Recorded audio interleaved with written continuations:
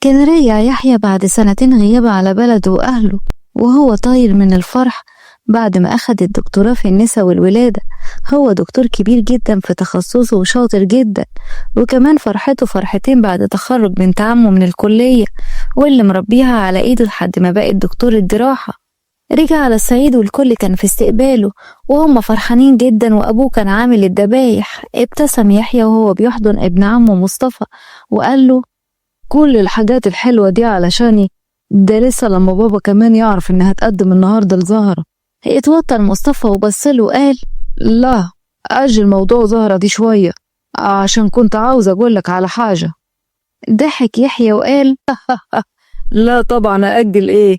دي مطلعة عيني كل ما بتقولي أبيه، ده أنا ناوي أربيها على إيدي أكتر ما أنا مربيها المجنونة دي. مصطفى كان لسه هيتكلم بس قطع أبو يحيى وهو بيقول: والله يا ولدي الفرحة النهاردة 3 فرحات، أنا الدنيا مستيعاني من الفرحة برجوعك النهاردة وتخرج الدكتورة زهرة، وكمان كانت بكتاب أخوك على بنت عمك بكرة عقبالك يا ولدي. وقتها بس حس إن الدنيا كلها بتلف حواليه. أخوه مين؟ مش ممكن. طب وهو؟ دي حب عمره. مصطفى بص للأرض بحزن، هو مش عارف يقول ايه، وزعل على ابن عمه اللي أكتر من أخ ليه، واللي عارف كويس هو قد ايه بيحب زهرة. يحيى بعجز قال: فعلا مبروك. يا ترى مين فيهم، بلال ولا آدم؟ الحاج رضوان اتكلم بفرحة وقال: لا، آدم ايه، ده عايز يتضرب جزمتين على نفوخه، هو فالح بس غير في الهزار والضحك وجارفنا في عشتنا الفاشل ده. بلال يا سيدي هو اللي بيحبها وهي كمان ميالة ليه، وانا قلت خير البر عاجله ونكتب الكتاب. حاول يبتسم وحضن ابوه وقال: مبروك يا حاج، عقبال ما تفرح بولادهم يا ابويا. عن اذنكم عشان انا لسه جاي من السفر وتعبان شوية، هطلع اريح عن اذنكم. طلع على فوق وراه مصطفى، بس وهو طالع قابل بلال نزل بفرح وقال: اخوي حمد لله على السلامة يا غالي. يحيى كان نفسه يعيط بس حاول يداري وابتسم وحضن وقال: الله يسلمك يا عريس، ألف مبروك. ضحك بلال وقرب منه بهمس وقال: الله يبارك فيك يا أخوي، أنت عارف إن أنا بعتبرك أبويا مش أخويا. أنا فرحان قوي قوي يا يحيى، وبحبها قوي. ما صدقت في امتحاناتها واتكلمت معاها ولقيتها هي كمان ميالة ليا. ادعي لي يا أخوي وربنا أنت كمان يديلك بنت الحلال. دمع يحيى وهو بيحضنه جامد وقال: إن شاء الله. أنا أصلا فرحتي بيك مش مصدق إنك كبرت كده وهتتجوز، وكمان زهرة ده أنا مربيها ومتربية هنا وسطينا. مبروك يا حبيبي عن إذنك. ابتسم بلال ونزل على تحت الفرح علشان يشوف باقي ترتيبات كتب الكتاب، ويحيى دخل على الأوضة ووقف قدام المراية وهو مش قادر يتكلم. مصطفى دخل وراه وقفل الباب، ولسه هيبصله يحيى اتكلم وقال: من فضلك اطلع بره وسيبني، أنا لا قادر أتكلم ولا عايز أعرف حاجة تاني. مصطفى بحزن قال له: حقك عليا يا ابن عمي، أنا كمان اتفاجئت والله زيك وما كنتش أعرف إن هو جلع، واتصدمت امبارح بموضوع الخطوبة وكتب الكتاب ده، وأبوك عاجل في الموضوع على طول. ما كنتش عايز هقولك إيه، بس هو أنت لسه راجع في الطريق وأنا عارف إن أنت روحك فيها. رمى كل حاجة على الترابيزة على الأرض وقال بدموع: واي روحي راحت يا ابن عمي، وبقى محرم عليا ان انا ابصلها. هتفضل هنا في بيتي وقدام عيني وانا محرم عليا ارفع عيني فيها، وما راحتش لاي حد، دي راحت لاخويا واعز اخ ليا. كنت اسمع ان قهر الرجال صعب، بس انا مقهور قوي يا مصطفى. انا كنت بحلم باليوم اللي هتبقى فيه مراتي، وأعرفها قد ايه كنت بحبها، وعمري ما شفتها أخت ليا من يوم ما دخلت بيتنا بعد ما أبوها وأمها ماتوا، وأنا بحلم بيها عروستي. ازاي دلوقتي مطلوب مني أشوفها أختي؟ قعد على الأرض بقهر ووجع وحضن مصطفى وقال له: مكتوب عليا أنا وأنت نموت يا يحيى مجهورين، كل واحد فينا يشوف حبيبته مع راجل غيره، والمفروض إن هو يسكت وما يتكلمش ويتوجع من سكات وبس. يا ابن عم انت لازم تفوق، دي هتتجوز اخوك يا يحيى. وما كانش عايز يخرج في اليوم ده من اوضته، بس ابوه نده عليه علشان يقف مع الرجالة تحت. بعد ما استريح وجه فعلا يفتح الباب ويخرج، كانت زهرة معدية من قدام الباب، واول ما شافته: ابي يحيى، الحمد لله على السلامة. حضرتك رجعت امتى؟ محدش قال لي انك جيت، ومعقول ما تسألش عليا ولا حتى تبارك لي؟ غمض عيونه بتعب وهو بيلعن من جواه انه سابها تقوله يا ابيه. يمكن الكلمة دي اللي خلتها ما تفكرش فيه. ازاي كان بالغباء ده وسابها تقوله الكلمة دي؟ واتنهد وقال ايه لسه راجع يا زهرة، وكنت تعبان شوية معلش، بس باركت لبلال، ويا ست ألف مبروك. مبسوطة يا زهرة؟ زهرة بفرح وسعادة كبيرة قالت له قوي قوي يا أبي. بصراحة كنت خايفة ومش عارفة أنا ممكن أتجوز مين وهيبقى عامل إزاي، بس بلال حد طيب جدا، وكفاية إنه ابن عمي وهيحافظ عليا ومش مجنون زي آدم، ولا بصراحة بيني وبينك كده عاقل ورزين كده زيك. هو ميكس ما بينكم انتوا الاتنين، ودي أحلى حاجة فيه. ابتسم بحزن وقال يعني لو واحد زي اللي كانت قدملك ما كنتيش هتوافقي عليه علشان عاقل ورزين؟ ضحكت بفرح وقالت يا خبر، ده انت ألف بنت في البلد تتمناك، يا أحلى أبي في الدنيا. يحيى قال بتحبيه يا زهرة؟ ابتسمت وفكرت شوية وقالت هو زي أخويا الكبير، بس مش أخويا قوي ومش لدرجة الحب برضه، بس أنا مبسوطة. بلال حد ما يترفضش، وكمان قريب من سني، هو في مواصفات من فتى أحلامي، وأنا متأكدة أن أبقى مبسوطة معاه، فأكيد الحب ده هيجي مع العشرة والتعارف أكتر، مش كده؟ بلال من تحت نده عليها بفرحة وقال لها يلا يا زهرة اتأخرنا، في حاجات لسه هنروح نشتروها سوا يا حبيبتي.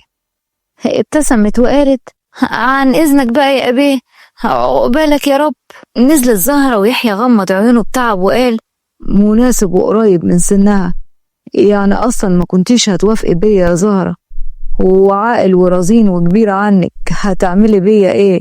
مبروك مبروك يا بنت عمي. هو تاني يوم مصطفى وآدم كانوا واقفين مع الناس وبيجهزوا لكتب الكتاب، ولمح مصطفى دليدة بنت عمه ودخل قرب منها علشان يدخلها جوه من غير ما حد يضايقها من الرجالة، وأول ما دخلت بصلها وقال الحمد لله على السلامة يا دليدة، ما جيتيش امبارح ليه تساعدي بنت عمك واخوكي؟ بصت ليه بتوتر وهي بتبص حواليها لجوزها يشوفها.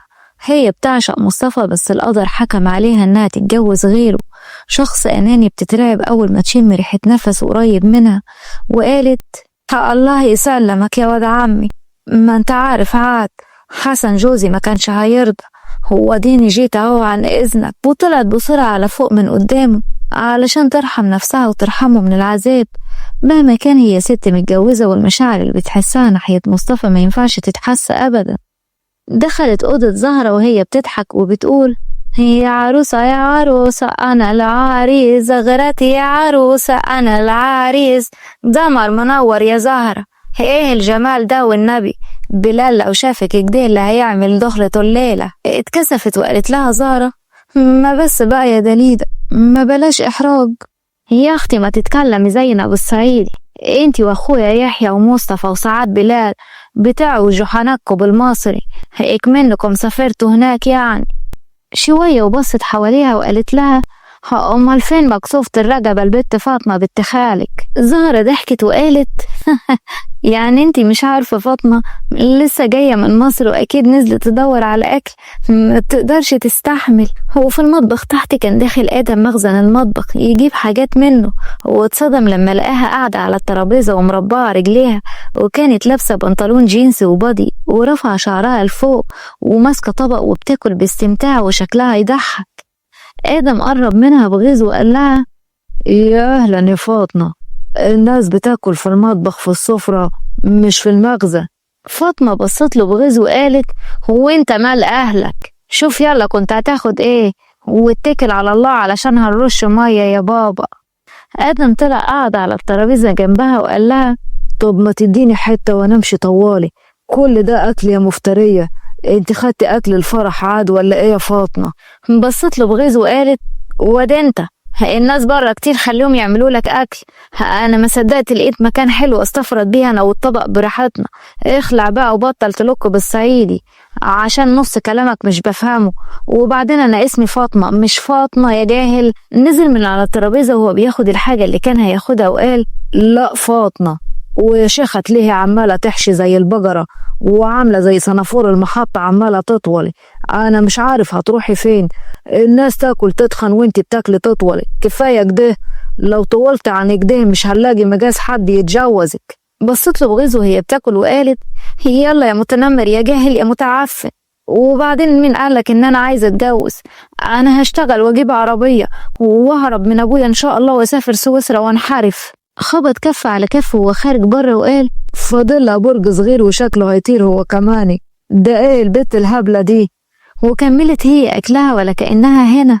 وفعلا اتكتب الكتاب والكل كان فرحان بالجواز الا يحيى اللي كان واقف بيحاول يظهر ان هو مبسوط وهو من جواه بيتقطع ومش قادر يشوفها خالص اسمها على اسم غيره. وفرحهم كمان شهر، مجرد ما بيتخيل الفكرة نار بتقيد جواه ومش قادر يفهم ازاي مع كل الحب ده هي مش حاسة بيه كده. داليدا روحت البيت مع حسن جوزها اللي اول ما دخلت اوضته مسكها من شعرها وقال: واضح ان ملكيش راجل يلمك يا ولية، كل ما تلفت عليك الاقيكي عينك ما بتنزلش من على اللي اسمه مصطفى ده، وقفت اتكلمتي معاه النهارده مرتين عاد. خافت ورجعت لورا وقالت له: والله كنت بتكلم معاها عاد عن حاجات تخص الفرح، وبعدين فيها ايه؟ ما هو واد عمي. ضربها بالقلم وقال لها: واد عمك واد زفت، انا جايلك ما تتحدديش مع حد من اهلك خالص، انا ما بحبش حتى اخواتك يقفوا يتكلموا معاكي، ما تخليش النار تجيل بين العيلتين تاني، كفاية ان اتنيلت اتجوزتك عشان نخلص ونطار، انا كده وطبعك ده سامعة. حركت راسها بخوف منه وبصلها وقال لها: يلا جهزي نفسك عشان عايزك.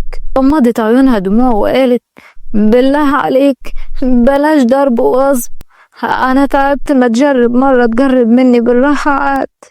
قرب منها ومسكها بعنف وقال لها: قلت لك انا كده وبنبسط كده، واضح انك هتقعدي ترغي زي كل مرة بالراحة وحاسب لحد ما قطع انا خلقاتك واخلص، مش عاجبك قولي لخواتك واهلك وخلي الطار يجيد بين العيلتين يا حلوة، كفاية انا سبتك امبارح عشان ما يبانش عليكي ضرب في فرح اخوك عاد، اخلصي.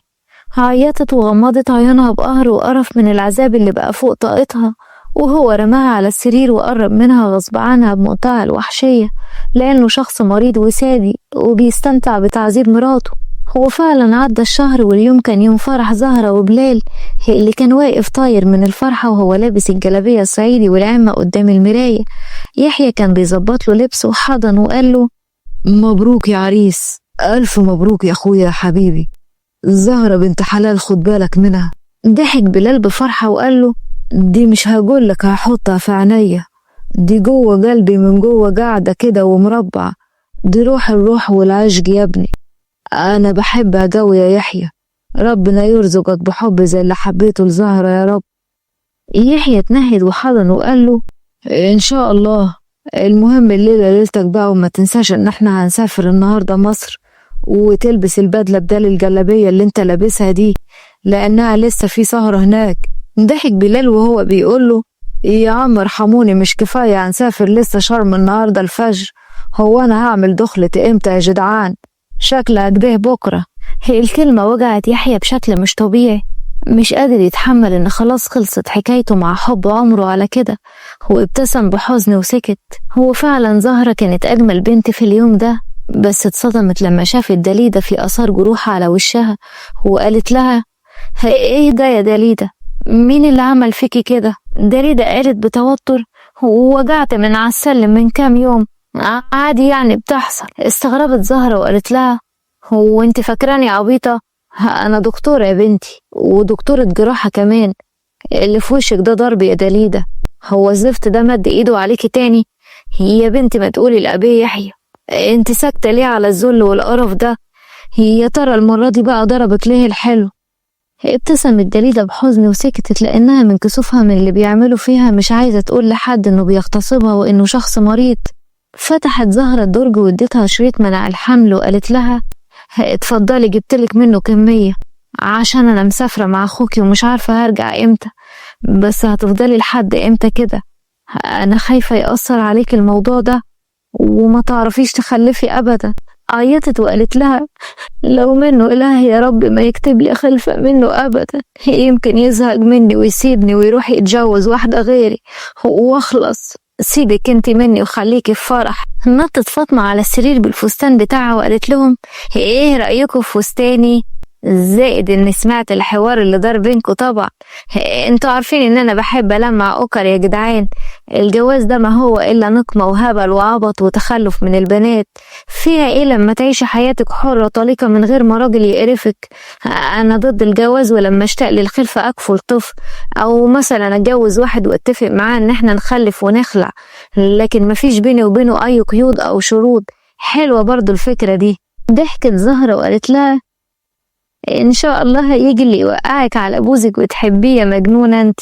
ضحكت دليدة وقالت لها والله انا نفسي تتجوز الواد ادم اخوي، هو معطوه وهي معطوها، تفتكري هيجيبولنا عيال شكلهم عامل ازاي؟ ضحكت جامد وهي فضلت بصلهم بغيظ وقالت شوية جهلة. وفعلا الفرح كان الكل بيحكي ويتحكى بيه.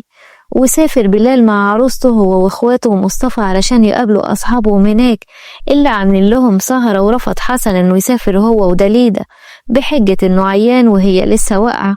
واول ما دخلت اوضتها عيطت وقالت له فيها ايه لو كنت سبتني اسافر مع اخواتي مصر وجيت معانا، كان ايه اللي هيحصل يعني؟ بصلها بغضب وقال لها مصر ايه وكلام ماسخ ايه اللي انت عاوزة تروحيه؟ انا ما عنديش الكلام ده. وبدأ يقرب منها بالعافية وهي عيطت وفضلت تزق فيه وقالت له يا أخي ربنا ياخدك يا ياخدني، ارحمني بقى. ضحك وهو بيستمتع وقال اهي دموعك دي وجهرتك اللي بتخلينا ابقى مبسوط اكتر. أما في مصر فكانوا أصحابهم عاملين لهم حفلة بسيطة ليه ولعروسته، وطول الوقت يحيى بيحاول يبتسم بس مش قادر يشيل عينيه من على ايدين أخوه اللي ماسك ايد زهرة بتملك. مصطفى مال عليه وقال له حاول تداري عيونك شوية، لو حد خد باله مش هتبقى حلوة يا صاحبي. اتوتر وقال له عندك حق أنا آسف. بص آدم على فاطمة اللي كانت مركزة في الأكل ومش في أي حاجة تانية وقال يخرب بيت اللي جاب ابوك يا بنت الفرطوس، انتي هتخلص الوكل، اللي يشوفك كده يقول ما بتاكليش في بيتكم ارحمي. شرقت وفضلت تكح وهو خبط على ظهرها وادالها تشرب ميه، واول ما شربت بصت له بغيظ وقالت وانت مالك يا جدع انت ومالي؟ كنت من بقية عيلتي، ده انت حيال ابن عمي بنت عمي، يعني تنزل من على نافوخي، ده انت حشري صح، وانا باكل من جيبك؟ وبعدين يا بني ادم دي عزومه، يعني لازم نستغل الفرص، وعلى رأي المثل كل وبحلق عينيك أكلة واتحسبت عليك، هو اللي عاوزنا أقوم جعانة يعني. ضحك وبصلها وقال لها تصدقي بالله أنا نص بنات البلد مشيت معاهم والنص التاني بحاول أعالجهم، ما قابلتش واحدة زيك ومش هقابل الله يجرفك، ده أنا خاف على نفسي لا تاكليني.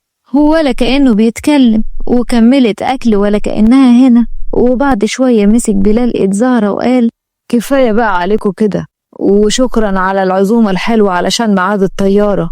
هو فعلا الكل سلم عليه، ويحيى ومصطفى وصلوهم لحد المطار، ومعهم طبعا فاطمة وبلال. وقف يحيى وهو بيعيط وحضن أخوه وقال له خد بالك منها، خد بالك من زهرة يا بلال، لو زعلتها في يوم أنا اللي هقفلك فاهم؟ قربت زهرة بفرح وقالت والنبي لو ما كانش حرام لكنت حضنتك، أنا بعتبرك أكتر من أخي يا أبي يحيى، ربنا يخليك ليا يا رب، ودايما أخويا وظهري وسندي، سامع يا أستاذ بلال عشان تبطل تنفش ريشك عليا. ضحك بلال وقال لها أنا أقدر برضو يا قمري، وبس إيديها وأخدها ومشي وهو بيشاور لهم وهي طايرة من الفرحة جنبه. هو سافر يحيى الصعيد في نفس اليوم، وكان النهار طلع، دخل على أوضته ونام وهو مش عايز يفكر في أي حاجة، لأنه كل ما بيحس إن حبيبته دلوقتي في حضن غيره بيموت.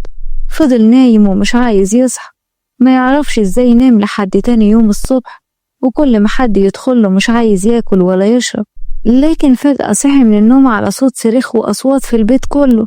اتصدم ولبس التيشيرت بتاعه بسرعة لأنه متعود ينام من غير تيشيرت، وخرج على بره ولقى أبوه وأمه قاعدين منهارين من العياط، خدامين عمالين يصوتوا وأخته جاية عمالة بتلطم. نزل بسرعة وهو مش فاهم في إيه، وأول ما قابله في وشه مصطفى قاله: ما حد يفهمني في ايه اللي بيحصل؟ مين اللي مات؟ مصطفى قلبه قهر: زارة وبلال عملوا حادثة كبيرة وهما بيتفسحوا ونقلوهم للمستشفى، وخالد بلال خطر قوي قوي.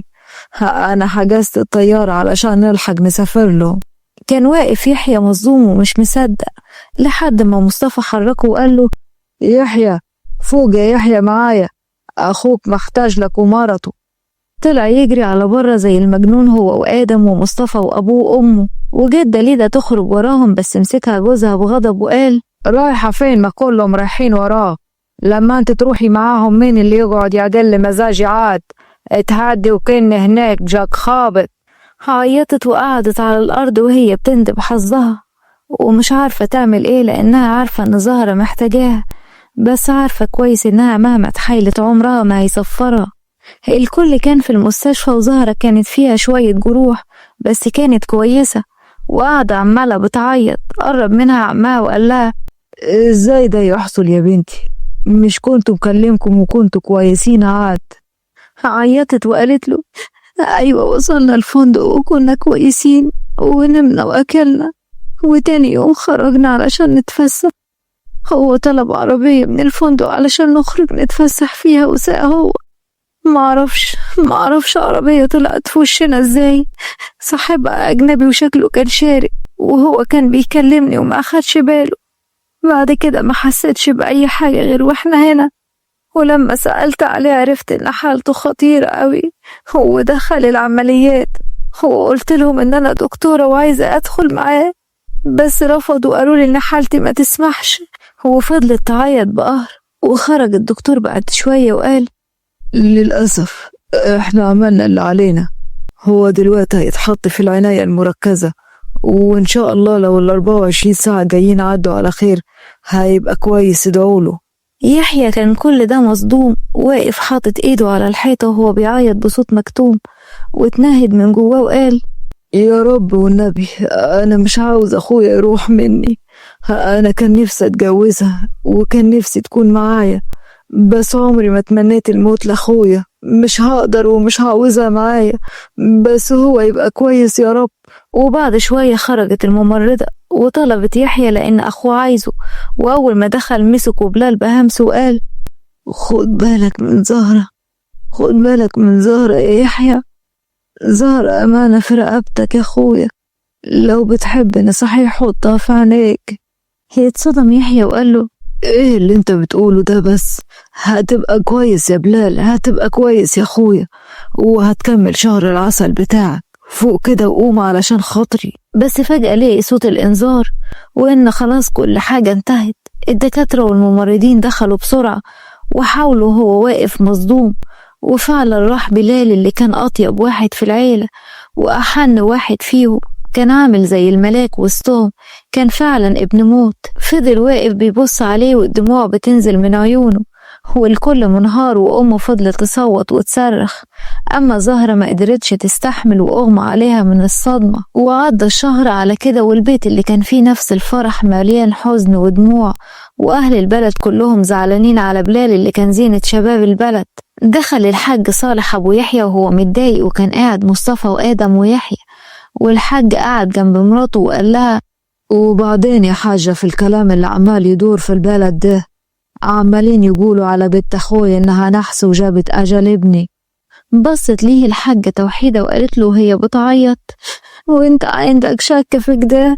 أبوها مات وأمها يوم ما اتولدت، هو لما خالتها ربتها ما كملتش 2 3 وماتت، ولما دخلت بيتنا أبوك مات، هو دلوقت دخلت على ابني جابت أجل.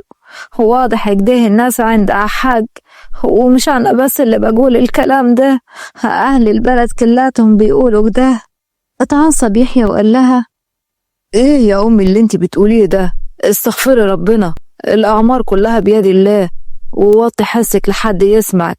لما انت بتقولي كده الغريب يقول ايه؟ وبعدين ما انت طول عمرك بتحب زهرة، معقولة تقولي عليها كده؟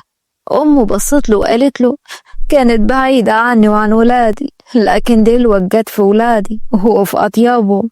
ألف رحمة ونور تنزل عليك يا ولدي.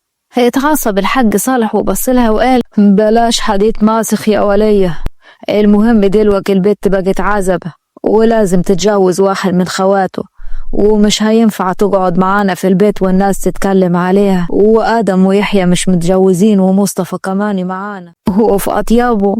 ألف رحمة ونور تنزل عليك يا ولدي. اتعصب الحاج صالح وبصلها وقال: بلاش حديث ماسخ يا ولية، المهم دلوقتي البت بقت عزبة ولازم تتجوز واحد من خواته، ومش هينفع تقعد معانا في البيت والناس تتكلم عليها، وآدم ويحيى مش متجوزين ومصطفى كمان معانا. حضنت هي ابنها آدم بخوف وقالت: إياك أنا مستغنية عنيهم، لا يمكن يحصل أبدا، ولا يحيى ولا آدم، شوف لك عريس لبنت أخوك بعيد عنينا. اتصدم يحيى وقال لها: يا أمي إيه اللي انت بتقوليه ده بس؟ استغفر الله العظيم يا رب. توحيدة قالت له: اشمعنى ولادي ما عندك مصطفى، ما هو ابن أخوك برضه وهي بنت عمه. مصطفى توتر وبص على يحيى وقال: أنا كنت هتكلم على واحدة في البلد كده هي مرات عمي، ولولا اللي حصل سكت. وغمز ليحيى. اتكلم الحاج صالح وقال: أنا خاف أجوزها لآدم طايش ومجنون ومش هيحافظ عليها. فضل آدم في حضن أمه وقال: أنا مش مستغني عن عمري شكرا. صالح بغضب: بتقول إيه يا واد المركوب إنت؟ آدم بتوتر: بكح. يحيى اتنهد بحزن وقال: هاني اللي هتجوز زهرة يا أبوي، أصلا بلال قبل ما يموت وصاني عليها، وكأنه عارف إنه هيموت خلاص وأنا هعمل بوصيته. زقت توحيدة آدم وقع على الأرض، وقفت وقالت: انت اتجننت اياك، عاوز تحصل اخوك؟ لا، ولو عملت كده لن تبني ولا اعرفك، هقف اتفرج عليكم وانتوا بتروحوا مني واحد ورا التاني. الحاج صالح خبط بالعصاية وقال: الموضوع منتي، بعد ما يعدي عدتها هنكتب كتابها على يحيى مرات اخوه وبنت عمه، وهو اولى بيها. طلعت توحيدة على فوق بغضب وقرب آدم من يحيى وقال له: ما تخليك انت وجوزها لمصطفى، هتبقى انت وبلال خلولي واحد. بصله يحيى بغضب وتحذير، طلع يجري ساعتها على بره. مصطفى قرب منه بحزن وقال له: مش عارف اقول لك ايه، بس مبروك يا عريس مقدما. يحيى بحزن: مبروك على ايه؟ على اخويا اللي راح، ولا اللي كنت اتمنى انها تفضل بعيدة عني طول العمر بس هو يفضل عايش، ولا على قلبها اللي مع واحد تاني اصلا، وإنها مش موافقة بيا وشايفاني كبيرة عليها وعاقل، وهي حابة في بلال خفة دمه وطيبته. صدقني ما كنتش أتمنى أبدا أتجوزها بالشكل ده. هو فعلا عدت شهور العدة بتاعتها، وكانت قاعدة هي وفاطمة ودليدة في الأوضة، بس فاطمة كانت قاعدة مركزة قوي في الموبايل بتاعها. اتكلمت دليدة وقالت: ما تحضرينا يا حاجة، قاعدة كده مركزة في التليفون بتاعك يعني. فاطمة ردت وقالت: اسكتي يا دليدة، قصة مؤثرة جدا عن واحد سادي بيبهدل مراته وعمال بيضرب فيها وبياخدها بالعافية وبيغتصبها، وفي الآخر ماتت في مرة في إيده. ازاي واحدة ممكن تستحمل الذل ده؟ دليدة ركزت معاها وقالت لها: هي يعني ايه سادي دي؟ فاطمة ردت عليها وقالت لها: هو انت يا بنتي مش متعلمة، مش عارفة يعني ايه سادي؟ استغربت وقالت لها: لا أنا متعلمة، بس خارجة من الثانوية العامة، أبويا مرضيش يخليني أكمل الجامعة، الله يسامحهم بقى، قوليلي بقى يعني إيه، أنا مش عارفة. بدأت فاطمة تشرح لها يعني إيه، ودليدة قالت لها: هي يعني الشخص اللي بيعمل كده بيبقى مريض واسمه سادي وممكن يقتلني؟ ركزت فاطمة وزهرة في اللي هي قالته، وهي توترت وقالت لهم: أقصد يعني تموت يعني في يده الست دي. زهرة فضلت بصلها وساكتة، لأنها شكت كذا مرة إن حسن جوزها كده من أثر الجروح اللي كانت بتبقى عليها، بس مش عايزة تجرحها، وقررت إنها لازم تتكلم معاها لوحدهم ويشوفوا حل لجوازتها دي. ما علينا، ملناش دعوة بالكلام ده. ايه يا زهرة، مش هتضحكي كده؟ ده انت هتاخدي زينة شباب البلد، يحيى دكتور قد الدنيا وبنات البلد كلاتها بتتمناه. زهرة عيطت وقالت: بس أمك مش موافقة على الجوازة ولا أنا كمان. هو احنا وهو متجوزين عشان احنا بس في الصعيد وكلام الناس عليا كتير. هو انت مش خايفة على اخوك انت كمان يا دليدة لأكون نحص عليه؟ دليدة ضحكت وقالت لها يا اختي روحي، استغفر الله العظيم يا رب، انا برضو هصدق في الكلام لهبل ده. انا عارفة ان انت لسه قلبك واجعك، ويحيى كمان ما كانش بيفكر فيكي، بس بصراحة ارحم من ادم. كنت هتلبسي لبس، يحيى طيب وابن حلال وهيحافظ عليكي. زهرة بخوف قالت اسكتي والنبي يا دليدة، ده انا بقول له يا ابيه هيبقى جوزي ازاي بس انا عارفة. دليدة وفاطمة بصولها بحزن وسكتوا. هو فعلا انكتب الكتاب في هدوء طبعا علشان موت بلال، وهي كانت لابسة طقم خروج عادي ملون، علشان توحيدة فضلت تلطم لما لقيتها لابسة اسود وقالت انها بتبشر على ابنها التاني. ودخل يحيى الأوضة وكانت قاعدة هي على الكنبة وعمالة بتفرك في ايديها ومش قادرة حتى ترفع عيونها فيه. قعد هو جنبها وقال أنا عارف إنك موافقة على الجوازة دي غصب عنك، وأنا عمري ما هغصبك على حاجة يا بنت الناس. هنفضل قدام الناس متجوزين، وبيني وبينك اعتبريها أصحاب أصدقاء أي حاجة. بلال كان موصيني عليك ومحدش عارف بكرة مخبي إيه. عيطت واترمت في حضنه وقالت له شكرا شكرا يا أبي يحيى، انت شلت من على قلبي هم كبير قوي. أنا كنت خايفة يعني تطلب مني حاجة، وده طبعا هيكون حقك، بس حقيقي أنا ما كنتش هقدر. ما كانش عارف يفرح بحضنها ولا يحزن إنها مش عايزاه يقرب منها ومعتبراه هم، بس هو كمان مش قادر يتخطى إنها كانت مرات أخوه حتى لو لليلة واحدة، ومحتاج ياخد وقت لحد ما يعدي الموضوع وكده أحسن لهم. وقف وقال لها نامي على السرير وأنا هنام على الكنبة، يلا تصبحي على خير. وقفت وقالت له طيب حضرتك اللي هتدخل الحمام الأول ولا أنا يا أبي؟ اتنهد وقال لها بضيق زهرة، احنا قدام الناس متجوزين ومش هينفع خالص تقولي لي أبي دي وحضرتك. مفيش حد معانا دلوقتي، بس انت كده هتتعودي، فلو سمحت أنا يحيى وبس من غير لا حضرتك ولا أبي. انت عارفة ان احنا هنا في الصعيد ومش عايز حد يقول كلمة ملهاش لازمة. اتكسفت وقالت له أنا أسفة حاضر. ودخلت على الحمام فعلا، غيرت هدومها وسيبت شعرها ورفعته دي الحصان وخرجت نامت على السرير، وهو فضل عينه عليها وعلى جمالها ومنظر شعرها ولبس البيت فيها، لأنه دايما بيشوفها بلبس الخروج وعمره ما شافها في أوضتها بتلبس ايه. غمضت عيونها ونامت، وهو حمد ربنا انها ما بصتش عليه، وإلا كانت عيونه هتفضحه للأسف، ونام هو كمان من التعب. آدم قاعد تحت جنب أمه مركز في التليفون وبياكل لب، وأمه قالت الحمد لله لا هيروحوا شهر عسل ولا حاجة، ولا هو هيسافر ولا هيروح في حتة، وهيفضل قاعد هنا في حضني، إن كان عليا مش عايز أخرجه من البيت واصل. آدم وهو باصص في تليفونه قال لها ده انت غريبة قوي، يعني هو النحس ما بيجيش غير بره يا أمي؟ ما هو ممكن يموت بالسكتة القلبية ولا نجفة توقع عليه أو ينزل من على السلم مقلوب. زقته من على الكنبة وقع على الأرض وقالت له حاجة موتة تشيلك يا واد المركوب، انت بتفول على الواد، غور يالا من وشي. ضحك وخرج على بره وقابل مصطفى اللي قال له ايه ده، في ايه مالك؟ أمك عمالة تزعج ليه؟ عملت ايه يا وش المصايب؟ ضحك آدم وحكى لمصطفى، ومصطفى قال له يخرب بيتك واد فجري صح، غور اجري قبل ما امك تغفل عيشتك. وعدت الأيام والأمور كانت هادية بين الكل، وفي مرة كانوا قاعدين كلهم في البيت، ودخلت دليدة وهي بتعيط، وقفت قدام أبوها وقالت له أبويا أنا عايزة أتطلق، طلقني منه وبوسي قدك بدل ما تدفني زي بلال. وقف يحيى بسرعة وأخدها في حضنه وقال في ايه مالك يا دليدة؟ ايه اللي حصل بس؟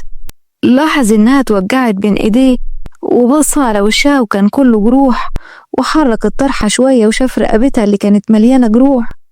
أمها ضربت على صدرها وقالت يا مري.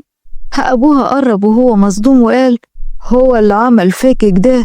وليه يعمل كده؟ عيطت وقالت له من ساعة ما اتجوزت من 2 سنين وهو على طول بيعمل كده، هو أنا ساكتة عشان الطار؟ بس أنا خلاص هموت يا أبوي، ما بقيتش قادر أستحمل. كل مرة كنت بقول لكم وقعت ولا اتخبطت وكان بيبقى هو اللي عامل فيا كده، ارحموني وطلقوني منه. مصطفى كان واقف مصدوم ومش مصدق ازاي واحد ممكن يمد ايده على الملاك ده. دليدة اللي مفيش في حنيتها وطيبتها، اللي شباب البلد كلهم بيحسدوه على انه اتجوزها يعمل فيها كده. ابتسمت زهرة وهي بتغمز لدليدة علشان هما اتفقوا مع بعض على كده، انه يضربها وتيجي لأهلها، وبكده كبارات البلد هيحكموا بالطلاق من غير ما الطار يرجع، وكمان من غير ما تقول عليه انه شخص سادي، علشان النار ما تقتش تاني بين العيلتين. هو بس بيمد ايده عليها في الرايحة والجاية وبيضربها. دخل هو زي المجنون وقال: يرضيك كده يا عم الحاج تصوت وتلم عليا الناس وتنزل تجري عليكم وفضحتني في البلد كلها؟ هيا دير بايكو. اترعبت هي وجريت في حضن زهرة، ويحيى قرب منه بغضب وقال: اوعى تغلط في بنت من بناتنا، وإلا الأرض اللي شايلاك دي هتبقى تحتها. أنا مش همد إيدي عليك زي ما أنت مديت إيدي على أختي، بس أهل البلد هم اللي هيحكموا بطلاقها. حسن اتوتر وقال: هو هي يا ترى ما قالت لكمش أنا مديت يدي عليها ليه؟ عشان مش بتحبني وعمرها ما حبتني وقلبها مع راجل غيري. فجأة وقع على الأرض من بوكس من إيد آدم وقال له: اخرس يا كلب، قاطع لسانك، أنا أخت أشرف منك ومن 10 زيك. أنت اللي بني آدم حقير وما كانش ينفع تناسب عيلة زينا. لو كانت قالت من أول يوم اتجوزتك فيه كنا هنطلقها. وقف هو وقال: أنا كده كنت هطلقها، دي أرض بور، ومن ساعة ما اتجوزها ما جابتليش حتة عيل ولا راضية تروح تكشف، انتوا خمتوني فيها. وخرج على بره بسرعة لأن يحيى كان هيقرب وهيضربه، وهو مش قد يحيى. وفعلا كبارات البلد حكموا بالطلاق من غير رجوع الطار تاني. دليدة أول ما عرفت إنها خلاص اتطلقت منه فضلت تزغرط بفرحة، وضحكت زهر عليها وقالت لها: يا بنت تلمي يخرب بيتك، أخوك لسه ما كملش سنة ميت، أمك هتطلع تموتنا. دليدة بفرح: يا أختي اسكتي، عن الدنيا مش صيعاني، أخيرا خلصت منيه. أما الحاجة توحيدة تحت كانت قاعدة بتندب حظها. دخل يحيى ومصطفى وآدم ومعاهم أبوه، وكانت نازلة زهرة من فوق هي ودليدة، بس وقفت زهرة بصدمة على كلام توحيدة وهي بتقول: مش بقولك بنت أخوك دي فجر، هي اللي دخلت البيت طلقت بيتي بعد ما كانت متجوزة وعايشة وساكتة. عاجبك خراب البيت ده؟ اتغصب يحيى وقال: أمي ما تنسيش اللي بتتكلمي عنها دي تبقى مراتي، وأهانتك ليها تعتبر إهانة ليا يا أمي. انت بتهيني ابنك الكبير قدام ابن عمه وأخوه، وانت عمرك ما عداك العيب يا حاجة. وبعدين بنتك ما كانتش عايشة، بنتك كانت مذلولة وساكتة علشان خايفة منكم. عيطت وقالت: وحالها مال خلاص، مين اللي هيرضى يتجوز واحدة زيها متطلقة وما خلفتش من جوزها؟ اللي ماشي يقول انها ما بتخلفش عشان كده طلقها. اتحايلت عليها كتير تروح تكشف ورفضت وتقول لي بكرة وبعده، اهو طلع عليها سمعة. مصطفى اتكلم وقال: قاطع لسان اللي يقول عليها كلمة. بنت عمي دليدة هتخلص عدتها وانا هكتب عليها، ومش عشان الكلام الفارغ اللي انت بتقوليه ده يا مرات عمي، عشان كانت من زمان مكتوبة ليا والكل كان عارف انها هتكون مرتي، لولا الطار وانه اتحكمت كل غيري وهي من نصيبي. عيطت توحيدة وقالت: يعني يا رب الولدين الكبار العاقلين اللي في العيلة هو اللي بيتمناهم بنات البلد، التانين يتجوزوا خارج بيت. يا قهرة قلبي على العيال اللي مربياهم. ضحك آدم وقال: ياما انت مش كنت بتعيطي دلوقتي على دليدة وبتقول ان بخت اعمال، يعني المفروض تفرح انها تتجوز مصطفى. ايوه بس كان نفسي مصطفى يتجوز واحدة بنت بنوت ويعوضني عن يحيى.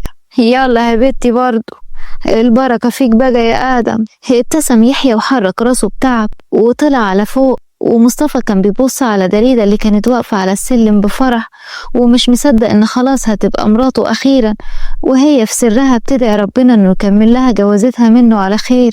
وبعد شوية دخلت زهرة بس لقيت يحيى نايم على الكنبة ومش لابس غير البنطلون بس، شعقت واتكسفت وبعدت عيونها عنه وقالت: انا اسفة اني مخبطتش. يحيى قال وهو بيقرا الكتاب: لا تعالي يا زهرة نامي، انا اللي بصراحة زهقت وبقالي فترة مش عارف أنام. أنا ما بعرفش أنام غير كده. وبعدين أنت مراتي عادي، يعني لازم تتعودي بقى، لأن صيف شتا ما بحبش أنام غير كده. كانت مكسوفة جدا ودخلت غيرت هدومها وخرجت، وبدون ما تحس لقت عيونها بتترفع عليه، وافتكرت كلام بنتين من العيلة عنه كانوا بيتكلموا على قد ايه هو وسيم وأي بنت تتمناه، وهي ساعتها اتضايقت جدا وغارت. وفعلا لما ركزت في تفاصيله وعضلاته لقيت ان هو فعلا قد ايه جميل ووسيم قوي. يحيى أخد باله منها وقام قعد جنبها على السرير بمكر وهو بيقول لها خدتيلي كام صورة بقى؟ للدرجة دي شكلي حلو قوي. فتحت عيونها بصدمة وكانت مكسوفة جدا إنها إزاي سرحت كده، وجت تقوم بس هو شدها وقعت في حضنه وقال بمكر مالك مخضوضة كده ليه؟ على فكرة عادي إن الواحدة تحب في جوزها وتبصله كده، وأنا برضو مش كبير قوي، يعني أنا صغنن وحليوة، ولا أنت شايفة إيه؟ هي اتكسفت جدا وقالت له يحيى من فضلك ابعد، وبعدين مالك بتتكلم كده ليه؟ أنا مش واخدة عليك كده. ضحك جامد عليها وقال مالك بقيتي فراولاية كده ليه؟ وبعدين ما انت لازم بقى تبتدي تاخدي يا زهر، ما انا اكيد مش هفضل بعيد كتير كده، بس برضو مش هقرب غير لو انت عايزة، ولا ايه رأيك؟ هي اتوترت وقالت له انا عايزة ادخل الحمام عن اذنك، وطلعت تجري على الحمام وقفلت الباب، وهو ابتسم بخبث ونام على السرير. انت هتنام على السرير النهاردة؟ هتلاقي اصلا ظهرك وجعك من الكنبة، انا هنام عليها. وجيت تنام بس لقيته فجأة قرب منها وشالها وقال لها احنا الاتنين هننام على السرير، وتعودي على كده. ونيمها على السرير واخدها في حضنه. اتصدمت هي واتوترت وقالت له في ايه يا يحيى؟ اوعى ما يصحش كده. عمل نفسه بريء وقال لها اصلا انا بحب احضن المخدة، والمخدة هتاخد مكان على السرير، ما ينفعش. معلش بقى انا هبدلك بالمخدة بعد كده، وبطلي فرك ونامي، عشان الشيطان بيقولي على حاجات كتير اعملها، وانا بصراحة بفكر اسمع كلامه المرة دي. غمضت عيونها بسرعة بخوف ونامت، وهو ضحك جامد عليها ونام وهو مرتاح ومبسوط انها في حضنه. وصحيت تاني يوم الصبح وكان هو رايح في النوم، وحضنها وفضلت تبص عليه وحطت ايدها على خده وهي سرحانة فيه وقد ايه هو جميل قوي، وافتكرت مناكفته ليها امبارح وابتسمت بفرح. الفترة الأخيرة شافت فيه حاجات كتير ما كانتش موجودة أبدا في بلال، حاجات أحلى كتير، واستغربت ازاي بعد ما كانت شايفاه أبيه دلوقتي بتبصله بطريقة مختلفة. عمل هو نفسه نايم لحد ما هي قامت من جنبه ودخلت الحمام، وهو ابتسم بفرحة وقال فاضل على الحلو تكة، أنا هخليكي تعشقيني يا زهرة وتتمني قربي. وفي يوم كانت قاعدة في أوضتها ودخل عليها وقال لها زهرة ما تيجي نخرج شوية، من ساعة ما اتجوزنا ما خرجناش، ايه رأيك تعالى اخطفك؟ استغربت وقالت له هنروح على فين؟ قرب منها وقال لها هخطفك، هوديكي حتة مكان عمرك ما رحتيه قبل كده، انا واثق من كده، يلا بينا. وفعلا لبست وخرج هو وهي، وداها مكان بعيد شوية عن البلد، عبارة عن مزرعة بعيدة عن الناس. استغربت هي جدا المزرعة الصغيرة، كان شكلها حلو جدا. خدها وفتح الباب بتاع البيت وطلع بها على فوق وقال لها مش كان نفسك تركبي حصان؟ يلا غيري هدومك وهتلاقي في الدولاب هنا هدوم على مقاسك، وخليكي بشعرك ما تلبسيش حاجة، مفيش حد هنا ولا حد هيشوفك. سقفت بفرح وقالت له انت بتتكلم بجد؟ هركب حصان؟ الله. وفعلا بعد شوية كانت راكبة قدامه على الحصان وهو بيجري بيها في المزرعة وهي فرحانة جدا، بس كانت ماسكة فيه جامد، وهو ضحك وقال بس ما بخافش وركبني وبحب الحصانة، وفي الآخر قاعدة في حضني وخايفة، هو باستثناء إنه حضنك حلو، بس قلت هتبقى أقوى من كده شوية يا دكتورة. رفعت عيونها ليه بكسوف وقالت له أنا بحبهم بس بخاف يعني. ضحك ونزل من على الحصان وأخدها وقال لها طب تعالي بقى علشان نلعب شوية، وأخدها وجري بيها وهي عمالة بتضحك ومستغربة جدا ازاي يحيى العاقل الرزين مجنون معاها كده. ودخلت عند باب في المزرعة فيه مراجيح كتير قوي، وأول ما شافتهم انبهرت بيهم وجريت تركب كل الألعاب، وهو معاها وعمال بيضحك عليها وعلى طفولتها دي. وبعد شوية قعدت على المرجحة وهو فضل يمرجحها. بصت ليه بحب وقالت له انت جميل قوي يا يحيى، المكان بتاعك ده صح؟ ابتسم وقال لها صح بتاعي، انا وانتي وولادنا وبس. اتكسفت وما كانتش عايزة ترد، وهو مسكها من ايديها وقال لها ايه رأيك بقى لو ننزل نعوم شوية؟ سقفت بفرح وقالت له اوعى تقول ان هنا في بسين، لا كده كتير، انا حاسه ان قلبي هيقف من الفرحه، واحلى حاجه ان احنا هنا براحتنا، انا بجد مبسوطه قوي قوي، ربنا يخليك ليا، انا بقالي كتير قوي ما ضحكتش وانبسطت كده يا يحيى، انا عايزه اعمل حاجه كده. استغرب وقال لها ممكن طبعا تعملي اللي انت عايزاه. لكن فاجئته هي لما قربت منه وبسته في خده وطلعت تجري. اتنهد يحيى بفرح وطلع يجري وراها، واول ما دخلت عند البسيم وقف وقال لها في مايو هناك جوه، ادخلي البسيه يلا. اتصدمت وقالت له لا مايو لا، انا اكيد مش هلبس كده. قرب منها هو بخبث وقال لو ما دخلتيش ولبست المايو هدخل انا البسهولك، واظن ان ده عادي، انت مراتي وانا مش بهزر على فكرة. فتحت بقها بصدمة، وأول ما لقيته بيمد إيده على هدومها دخلت بسرعة جري علشان تلبس، وخرجت فعلا بعد شوية وهي لابسة روب وتحتيه المايو، وكانت مكسوفة جدا. وكان هو واقف بالشورت، وأول ما شافها ضحك وقال لها يلا يا بنتي علشان ننزل، هتفضلي واقفة كده بصالي ومكسوفة قوي. قرب بسرعة منها وفك الروب وقال لها يا شيخة ده أنا جايبلك قطعة واحدة ومقفولة شوية، ارحميني، امال بقى لو جايبلك بكيني هتعملي ايه؟ وشالها ونزل بيها المية، وفضلوا فترة طويلة مع بعض وهم فرحانين جدا.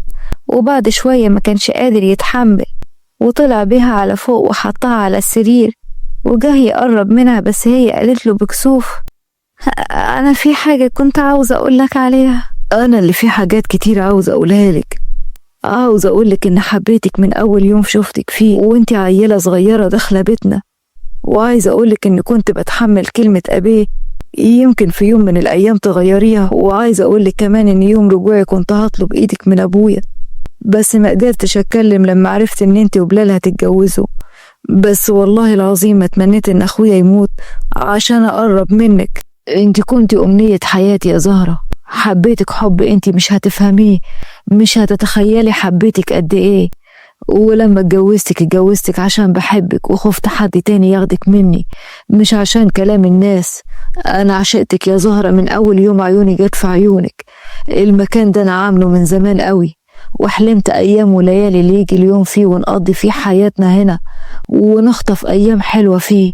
فضلت تبصله بصدمة وعشق، وهو قرب منها وبقت مراته، بس اتصدم وبعد عنها وقال لها انتي بنت ازاي؟ هو انتي وبلال ما حصلش بينكوا حاجة؟ اتكسفت وقالت له لا، يومها كنا تعبانين ونمنا، وتاني يوم كنت مكسوفة وطلبت منه يديني وقت اننا نقرب من بعض اكتر، وهو احترم ده فما حصلش حاجة، وهو ده اللي كنت عايزة اقوله لك قبل ما تقرب مني. حط ايده على شعرها بفرح وهو بيحضنها، معقولة ربنا حافظ له عليها وبقى هو اول واحد في حياتها. كان طاير من الفرح ان محدش قرب لها غيره. وعدت الايام وكان يحيى وزهرة علاقتهم عمالة تقوى اكتر، خصوصا بعد ما وعدها انها تشتغل بشهادتها في المستشفى اللي كان بيجهزها لها في البلد، وده اللي كان رافضه بلال وعمها، لكن هو وافق انها تكون جنبه في البيت وفي المستشفى. وانكتب كتاب مصطفى ودليدة، واول ما اتقفل عليهم باب واحد مصطفى قرب منها وقال لها يا دليدة، انا حاسس ان انا كنت بحلم بحلم بعيد قوي عني واخيرا بقى بين ايديا. عيطت دليدة وقالت له انت اللي كنت حلم بعيد قوي يا مصطفى، ربنا يعلم انا كنت بحبك قد ايه، بس ما قدراش اقف قدامهم ولا انت كمان. بس ايديها وقال لها كان نفسي اعمل لك فرح يتحاكى فيه البلد كلاتها، بس عشان اخوك بلال الله يرحمه، يلا نصلي. وفعلا صلوا وبصلها بحب وهو بيشيل طرحة الإسدال عنها وبيحرك شعرها بين ايديه اللي كان مغرم بيه، وجاه يقرب منها بس هي انتفضت وبعدت وقالت له ممكن نأجل الموضوع ده شوية. استغرب وقرب منها وقال لها انت خايفة مني؟ ما تخافيش، انا عمري ما هأذيك يا روحي، وجه يقرب منها تاني بس هي كانت مرعوبة. استغرب خوفها منه المبالغ ده وبعد بحزن وقال: طيب على راحتك، مش هغصب عليكي، مع اني كنت بتمنى قربك وكنت فاكر انك زيي. عيطت وقالت له: هقولك على سر، مش عايزاه يطلع برا عشان النار بين العيلتين والطار. حسن كان راجل سادي كرهني في الرجالة كلاتها وخوفني من القربة من حد تاني. أنا آسفة، بس والله أنا بكلم دكتورة نفسية على النت، زهر عرفتني عليها وقالت إن أنا محتاجة شوية وقت وهبقى كويسة. استحملني يا مصطفى عشان خاطري. مصطفى بقى واقف مصدوم ومسكها جامد وقال: ازاي استحملت السنين دي كلاتها؟ ازاي تعمل في نفسك كده عشان العيلة والطار والزفت؟ ملعون ابو العيلة قصاد اهانة كرامتك كأنثى مع واحد زي ده. ازاي سكت كده؟ وخدها في حضنه وهي فضلت تعيط جامد وهو مش قادر يصدق. كان فاكرها كويسة، كان فاكر انها طول ما هي بعيدة عنه وهو شايفها فهو مطمن عليها، وفاكر انها مبسوطة مع جوزها. ما يعرفش العذاب اللي هي كانت عايشة فيه عشان العيلة، وأقسم إنه يعوضها عن كل ده. بصلها وابتسم لها وقال لها: كل حاجة هتتغير، وأولهم إن أنا هخليك تكملي تعليمك وهدخلك الكلية اللي نفسك فيها، وكمان هنسافر أنا وإنت نعيش في مصر، أنا مش هقعد هنا. فرحت وقالت له: بجد بجد أنت بتتكلم بجد؟ خدها في حضنه وقال لها: أيوة يا ديدا بتكلم جد، من هنا ورايح كل أحلامك هتتحقق يا بنت عمي. وحشتني ديدا دي منك قوي، وانا عمري ما هبطل اقولها لك. وبعد كم شهر قربت زهرة وهي تعبانة جدا، وبسرعة قرب منها وقال لها: يا حبيبتي شكلك تعبانة قوي، ما انا قلت لك يا زهرة مش لازم تشتغل النهاردة، انت خلاص على وش ولادة. صرخت في وشه وقالت له: الحقني يا يحيى انا بولد. اترعب وشالها بسرعة ودخلها على اوضة العمليات وهو فرحان ان خلاص بلال ابنه هيشرف البيت وحياته حياة زهرة وحب عمره كله. وتوتة توتة فرغت الحدوتة. اتمنى من قلبي تكون عجبتكم. ما تنسوش تحطوا لايك على الفيديو وتشتركوا في القناة وتفعلوا زر الجرس على الكل علشان يوصلكوا اشعار باي فيديو جديد. وما تنسوش تصلوا على النبي في التعليقات وتكتبوا لنا اسامي الابطال اللي حابين تشوفوهم في القصة الجاية.